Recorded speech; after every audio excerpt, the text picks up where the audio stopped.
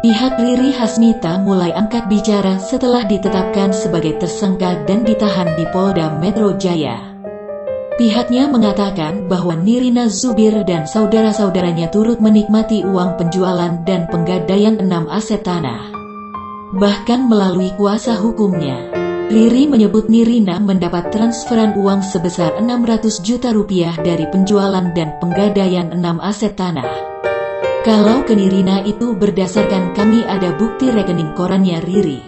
Transfer sekitar 600 rupiah jutaan, bebernya. Syahrudin menambahkan bahwa dari seluruh penjualan dan penggadaian aset rumah atas nama Riri, pihak keluarga menerima transfer sebesar 1 miliar rupiah. Pihak Riri siap membuktikan statement tersebut karena mereka mengaku punya bukti rekening koran yang berisi transfer ke Nirina dan saudara-saudaranya.